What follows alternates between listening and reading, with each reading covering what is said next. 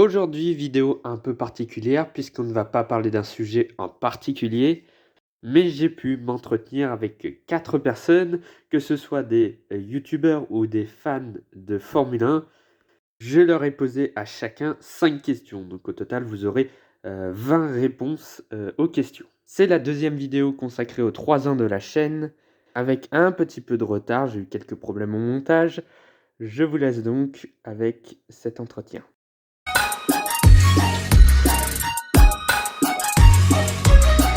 Je trouve que c'est toujours très difficile en fait de comparer les époques. C'est vrai qu'on a toujours aussi tendance à dire tel pilote est le plus grand champion. C'est le cas avec Schumacher, avec Hamilton, parce que forcément ils ont plus de titres.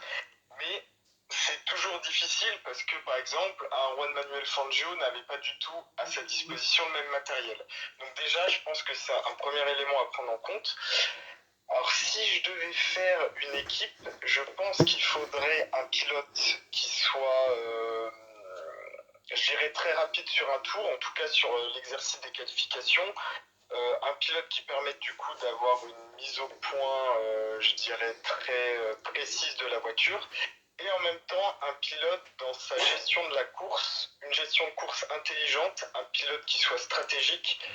Donc je pense qu'à ce niveau-là, je mettrais déjà pour ma part Ayrton Senna dans mon équipe. Un gestionnaire de course, je pense malgré tout qu'Hamilton a cette gestion de course assez incroyable. Il est capable de terminer les courses même quand il lui arrive quelque chose d'assez...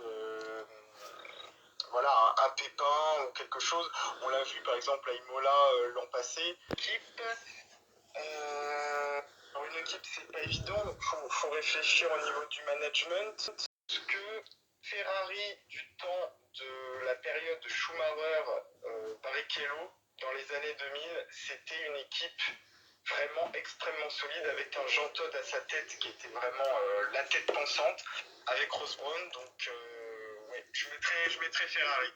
Ferrari avec cette époque 2000. Schumacher, pilote numéro 1. Et pilote numéro 2, Senna. En vrai, Ferrari, parce que c'est une équipe, je crois, comment dire, genre, elle est Ferrari, genre, c'est un peu l'équipe la plus populaire des 10 autres, des 9 autres. Enfin, c'est l'écurie la plus connue, et en vrai, actuellement, en vrai, ça se passe bien, du coup, j'aurais dit Ferrari, moi. Du coup, pour moi, pour une écurie, ce qui marche le mieux, déjà, c'est une bonne entente d'équipe, et puis un très bon pilote numéro 1, et puis un pilote numéro 2 est bon, et là, si jamais le pilote numéro 1 est pas là, comme un peu ce que Red Bull fait en ce moment, et je prendrais une équipe qui a déjà été faite, ce serait Alonso Button chez McLaren, mais genre avec un McLaren à son prime. Je choisirais Ferrari. Et comme pilote, du coup, Hamilton et Schumacher.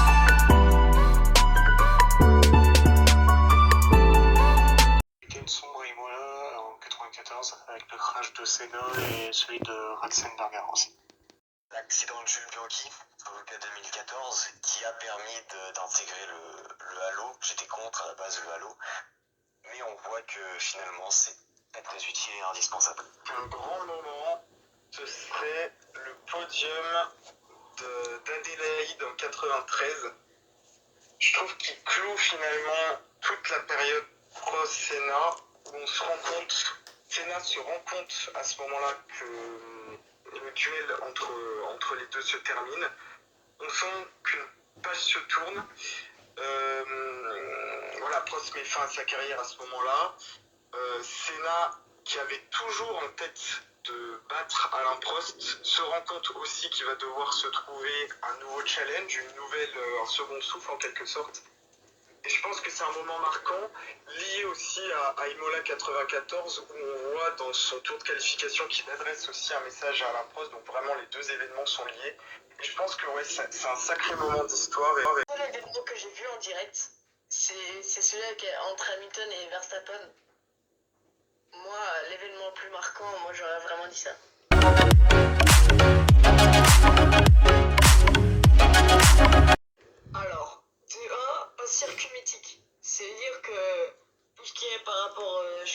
Arabie Saoudite et un truc comme ça, c'est ciao. Silverstone, allez hop, c'est bon, Silverstone. Je choisirais la F1, je pense, en piste Hockenheim. Du coup, Grand Prix d'Allemagne à Hockenheim. Honnêtement, même si ça a peut-être perdu un petit peu de sa superbe au fil des années, je dirais quand même Monaco, parce que ça reste une épreuve déjà mythique, un Grand Prix qui est là depuis 1950. Ça reste une course entre des rails avec une concentration maximale. Voilà, ça reste Monaco, une épreuve que tout pilote aussi a envie de remporter lorsqu'il court en Formule 1. Et voilà, et ça a marqué l'histoire, il y a eu des grands prix juste magnifiques là-bas. Donc je dirais quand même Monaco, même si c'est vrai que ça a peut-être plus forcément aujourd'hui le même prestige qu'il y a quelques années. Un gagnant du monde, sans hésitation. Et la course, mon père est sartois, mes grands-parents sont sartois.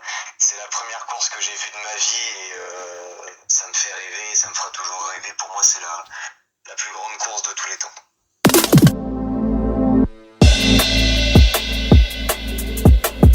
Et je dirais ta vidéo plus récente sur Fernando Alonso qui parle d'un Fernando Alonso que pas grand monde n'en parle en fait, la façon dont pas grand monde n'en parle.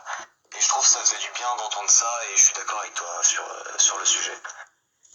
La vidéo la plus marquante de ta chaîne, du coup, ça serait celle du coup sur le Grand Prix du Japon 2019, parce que c'est l'une des plus vues sur ta chaîne. Je m'en souviens, tu m'en avais parlé en plus il y a encore pas longtemps, et ça m'avait choqué de voir autant de personnes ayant vu cette vidéo sur 40 secondes. Et donc du coup, c'est celle qui me marque le plus. Voilà. Mais en fait, la vidéo que j'ai le plus aimée, c'est celle Bottas-Russell, parce que t'as vraiment fait une très bonne analyse. Moi, j'aurais vraiment dit, voilà, Bottas-Russell, à qui est de la faute, celle qui a été postée le 24 avril 2021. C'est la vidéo que, en fait, j'ai un peu le plus aimée, parce que t'as vraiment fait une belle review, genre. Donc si je devais choisir une vidéo de ta chaîne, je prendrais celle que tu as fait sur le duel Stirling Moss et Mike Hawthorne au Grand Prix du Portugal 58. Parce que je trouve que tu apportes vraiment quelque chose finalement de différent par rapport à ce qui se fait, je dirais, parmi tous les autres youtubeurs. Où là, déjà, tu t'es documenté, tu cherches une année qu'on ne retrouve pas forcément. Voilà, il n'y a pas forcément beaucoup de youtubeurs qui parlent déjà des années 50. Donc quelque part, c'est aussi intéressant de ce point de vue-là parce que c'est quelque chose qu'on n'a pas encore vu. Et puis, on a tendance aussi à oublier l'histoire. Moi, je suis très attaché à l'histoire de la Formule 1, donc c'est des vidéos qui, moi, me parlent et m'intéressent. Et je pense aussi peuvent intéresser beaucoup de personnes qui découvrent la Formule 1 et qui ont envie aussi d'en connaître un peu plus sur ce sport.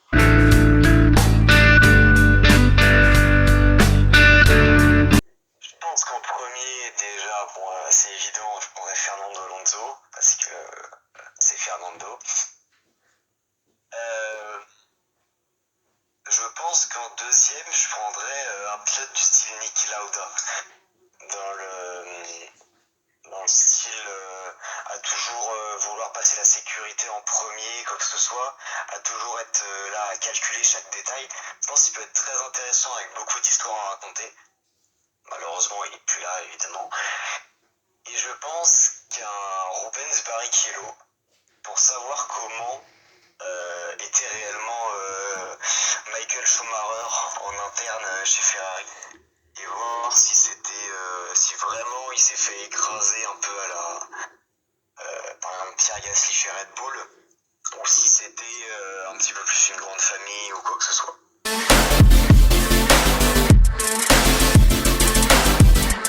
J'ai découvert le F1 quand j'étais petit. C'était à l'époque de TF1 avec Jean-Louis Moncé, Jacques Lafitte et les autres commentateurs.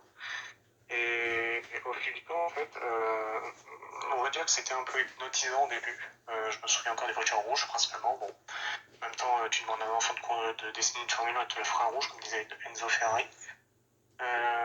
Au fil du temps, du coup, avec l'arrivée de Canal, j'ai pas pu suivre la F1.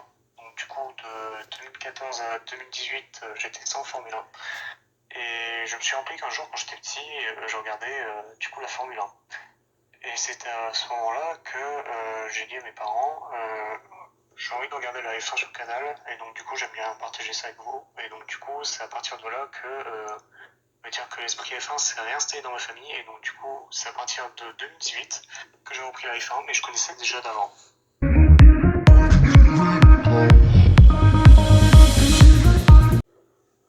En tout cas, pas livré. Parce que pas livré. Voilà, tout simplement. Du coup, année 2010, c'est ciao. Année 2020, c'est ciao. Dites entre les années 2000, parce que les voitures, elles étaient tellement belles. Et le bruit est incroyable, les performances sont incroyables aussi. Et 1980, parce que ça aussi, j'adorais aussi l'époque aussi des années 1980.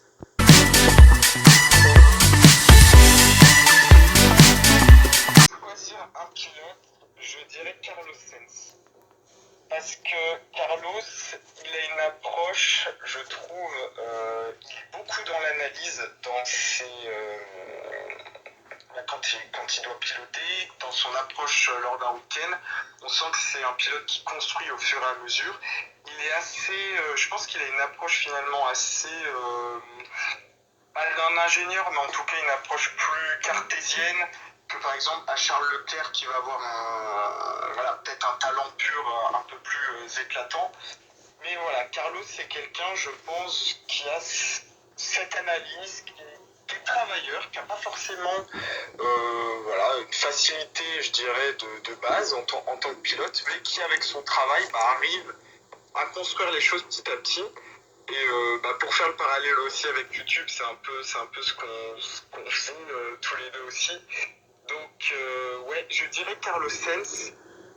Et je pense que l'Espagnol a vraiment cette approche-là qui moi me ressemble le plus, à mon avis. Voilà donc pour cet entretien.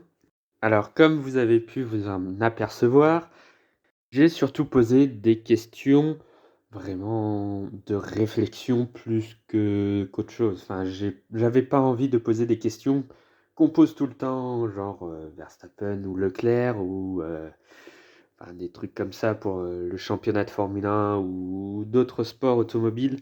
J'avais pas envie de faire ça, je trouvais ça ridicule. Du coup, je me suis dit, bon, je vais poser des questions un peu particulière, surtout la cinquième question, comme vous avez pu la voir, ce n'était pas la même pour tout le monde. J'avais fait quatre questions pour tout le monde et une dernière personnalisée pour chacun. Donc au total, j'ai préparé 8 questions pour 4 personnes. Évidemment, n'oubliez pas de liker, partager, commenter, mais surtout vous abonner à la chaîne, c'est très important pour moi. Vous êtes 110 à me suivre sur YouTube. Ça avance, ça grimpe petit à petit. C'est sympa, vous êtes de plus en plus nombreux. Et ça, je vous remercie aussi, c'est vraiment sympa. Je fais pas des vidéos pour rien actuellement. Donc là aussi, je suis vraiment content. Vraiment, cette année est vraiment assez bonne. En tout cas, j'ai un peu plus de visibilité que les années précédentes. Et ça, je peux vous dire que ça donne une grosse motivation pour continuer. Vraiment, j'ai pas envie d'arrêter du tout, ce qui était un peu le cas l'année dernière. Évidemment, je ne peux pas quitter cette vidéo sans remercier ces 4 personnes, Jerry Sim, F1 Team, que vous pouvez retrouver sur YouTube. Le lien de leur chaîne sont en description, et également Fire Grisou et Nico, qui était la personne qui faisait mes miniatures en 2020 et début 2021. Là-dessus, je vous laisse. On se retrouve donc pour la prochaine vidéo dans quelques jours. Je pense que pendant l'été, je vais commencer à faire un peu plus de vidéos, je pense. Je pense que j'ai retrouvé un petit peu des sujets à faire. C'était pas le cas les derniers mois, là, j'avais plus du tout d'idées. Là, je pense que c'est reparti et il va y avoir pas mal de vidéos cet été.